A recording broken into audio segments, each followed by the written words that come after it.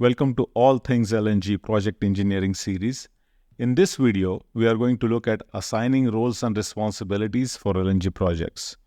Why is it necessary? Which are the stakeholders involved in this process?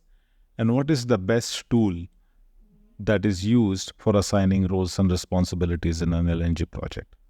So let's dive right in. Why is it necessary to assign roles and responsibilities in an LNG project?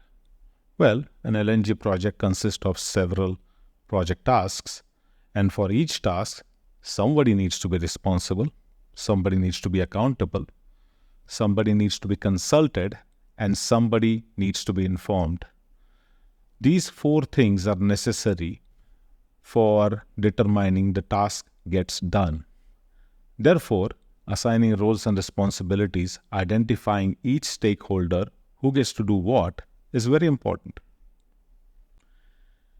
Now that we understand the importance of assigning roles and responsibilities in an LNG project, let's look at what are the stakeholders in a typical LNG project.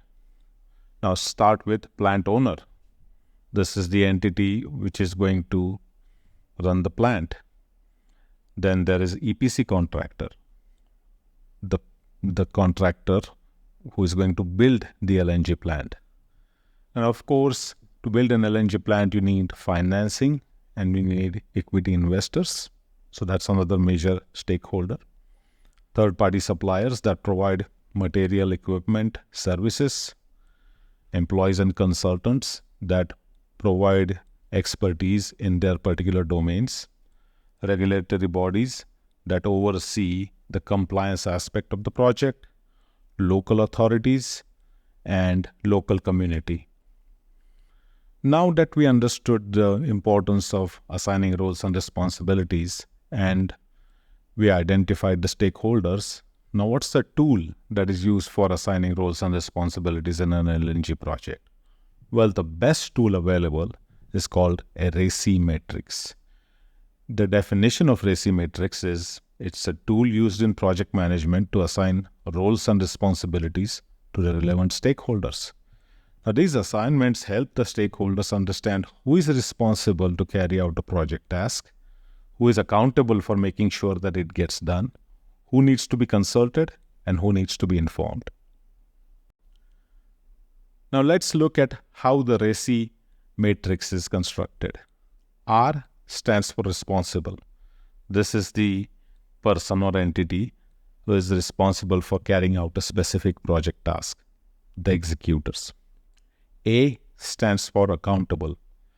This is the person or entity answerable for tasks completion, the approvers. C stands for consulted.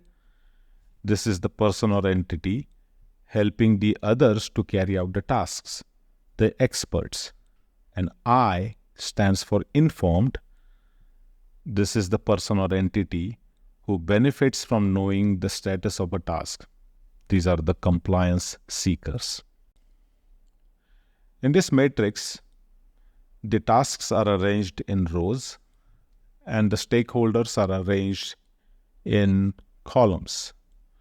Let's take a look at one of the rows here. Let's take the second one. Engineering and design. Now the EPC contractor is responsible for it. Plant owner is accountable for it. At this stage, safety inspectors may not need to be consulted.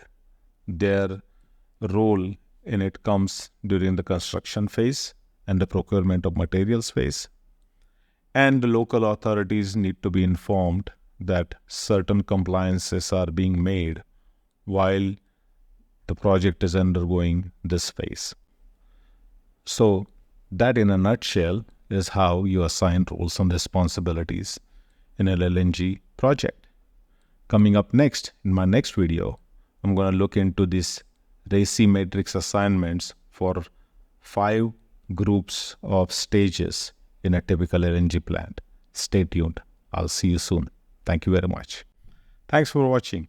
Please subscribe to my X account, AllThingsLNG.